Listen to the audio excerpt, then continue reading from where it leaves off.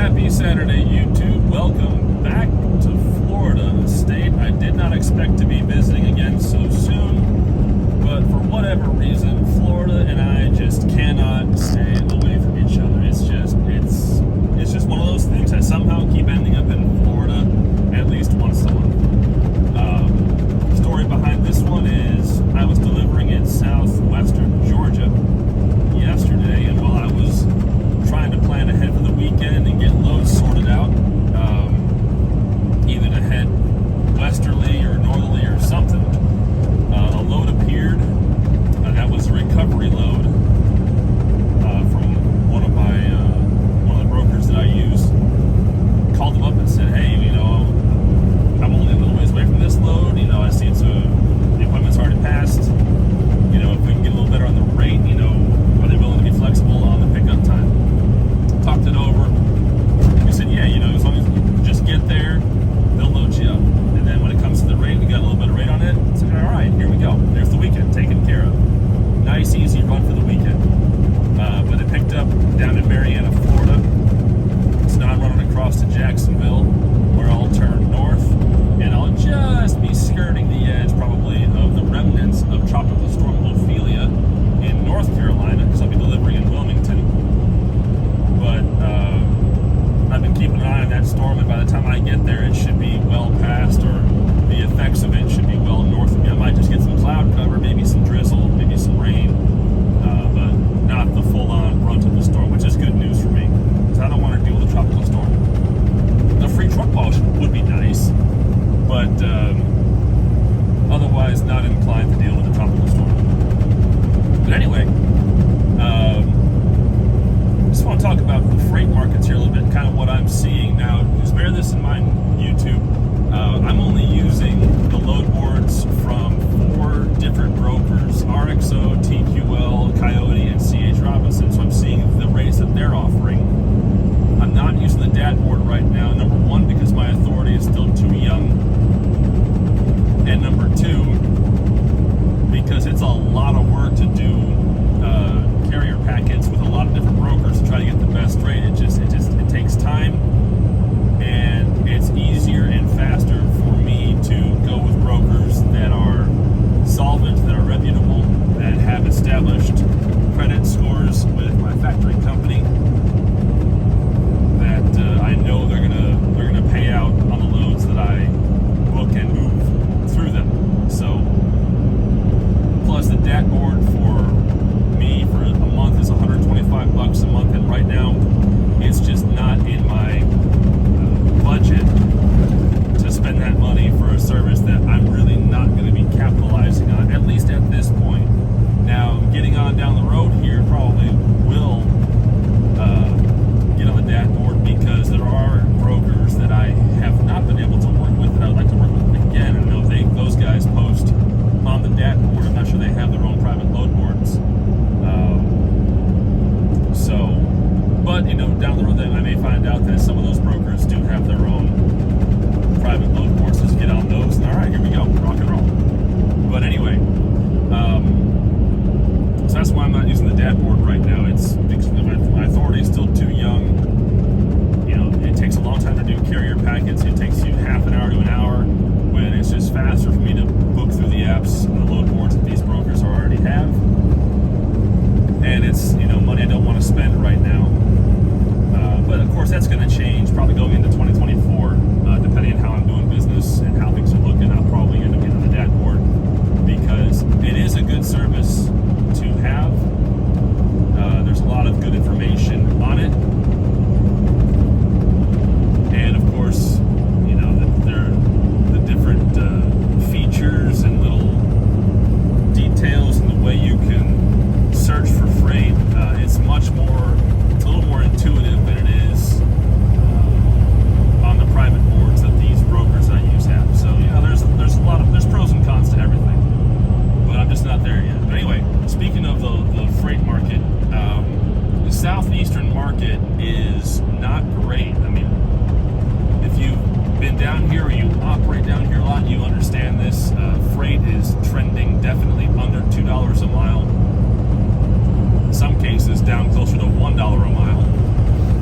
not good at all. That's really quite poor.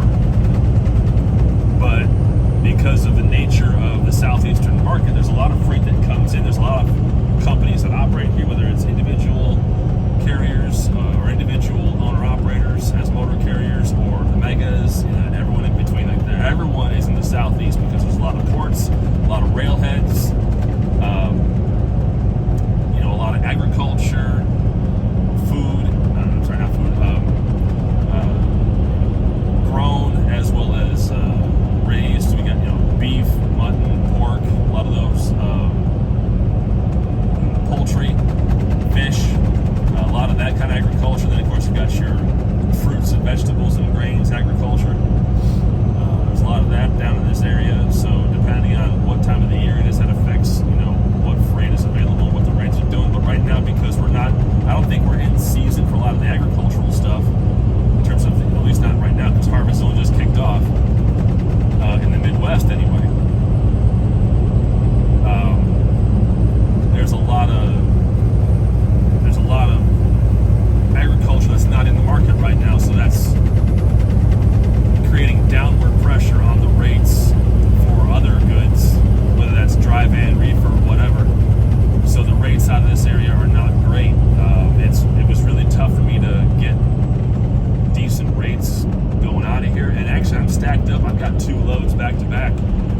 I've got this load that I'm on now that I'll deliver Monday morning, and then I have my next load right away that I'm taking out of North Carolina to Wisconsin. Nice under 10,000 pound load, which is going to be extremely nice to capitalize on in order to cross the Appalachians with, because I hate crossing mountains when I'm heavy. It's just not fun. I don't like being the slow truck in any lane. It's not a good time. So with 10,000 pounds, I should be able to get through the mountains pretty good here, which I'm looking forward to, because I want to get back into the Midwest, try to get home next weekend. I need to get the truck in the shop for hopefully a quick job, and then get back on the road, start October, because October is almost here, which is ridiculous. It's like, where is the time going? Where did summer go? Oh right, I was working. That's where it went. Yeah, so adulting sucks, as they say. But yeah, the market is still has a lot of downward pressure on rates. I mean, I was really fortunate to get this load that I got to North Carolina. It was unusually healthy in the rate department. On a per mile basis, I was getting well over $2 a mile on it, which I'm really happy about. Because right now, out of certain areas, you're not going to be able to get a broker to go up to $3 a mile. It's just not going to happen. If you get 2.5 or better, you're doing really well. If you're at least getting $2 a mile, you're probably doing pretty good. If you're accepting loads under $2 a mile, either you're desperate, the load deal is just, it's one of those things where it's a business choice you got to make to get to a better freight market, or you're desperate.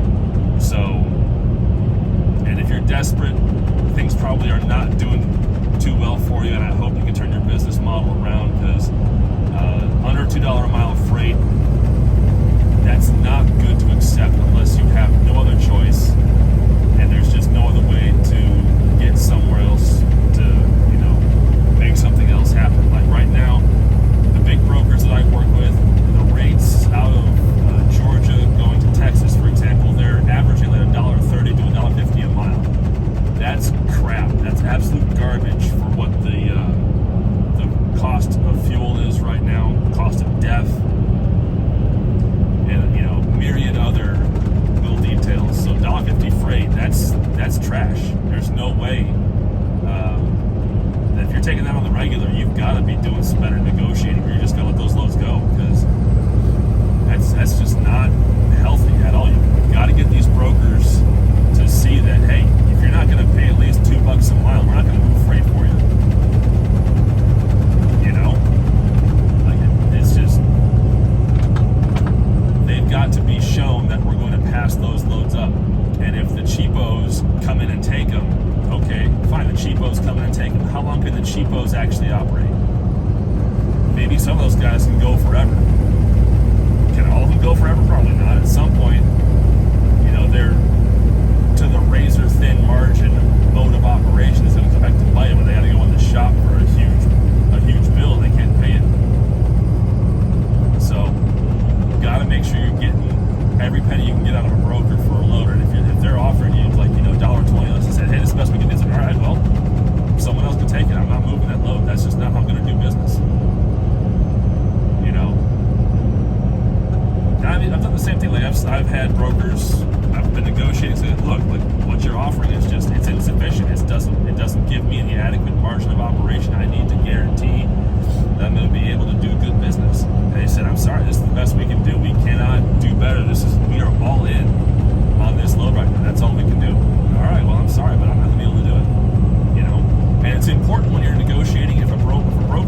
stonewalls you and says, look, this is it. This is as high as we can go. And if it's not a good enough rate, it's very important for you to be polite, respectful, but firm. Don't cuss at them. Don't yell at them. Don't complain to the broker, because if the broker is just the guy between you and the freight, the agent itself, that doesn't necessarily mean that broker is the account manager who agreed to a rate with the shipper and now set a maximum that the broker's agents can then have as their leeway to negotiate with, right? Because if there's a load that's paying $1,200, right? Let's say the load's paying $1,200. Let's say it's going from Atlanta, Georgia to Detroit, Michigan. Let's pull that one on the end. That's what, 700 miles, give or take. So it's going to be about $1.50 out a mile, something in that range, $1.40, just numbers anyway. Less than $2 a mile. Okay, so let's say it's $1,200 going from Atlanta, Georgia to Detroit, Michigan. Okay, here we are. There's our example.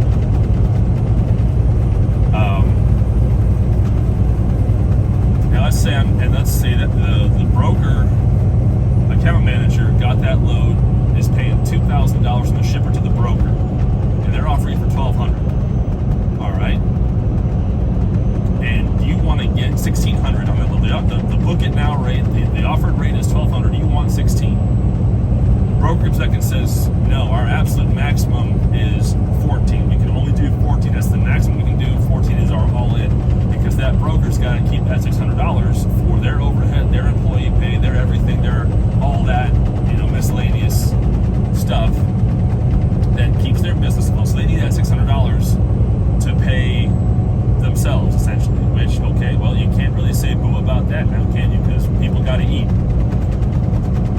And you stonewall and say, no, you've got to give me 16. I can't operate with 14. It's got to be 16. They say, no, I'm sorry, 14 is the best we can do.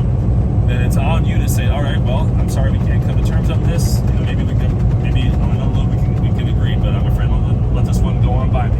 Okay. Be respectful, be polite, be firm, hold to your guns. Because to be fair, right now, $1,400 from Atlanta to Detroit would not be a terrible rate. It would not be a great rate, but it would not be a terrible rate. Because I think, I'm pulling numbers on my backside here, I think it's about 600 miles or so, 700 miles or so from Atlanta to Detroit. It might even be less than, maybe it's 500. So my example could be completely, wonky here. But suffice it to say, it's the same thing. If the broker's going to give you a rate that you think is crap, you've got to be polite and say, I'm sorry, I just can't operate with that. Because I've had that conversation a number of times with TQL, even a couple of times with my other brokers. It's like, they come at me with a rate that's down at, between $1.10 and $1.50 a mile or whatever the situation was. I said, I'm sorry, that's just not good enough. You got to get up like that. You're under $2 a mile. You've got to be up $2 a mile. They said, I'm sorry, well, we can only go up to this high. And I went, well, if the numbers look like this, that's still too low. I'm afraid I just can't do it. That's just not going to work for me.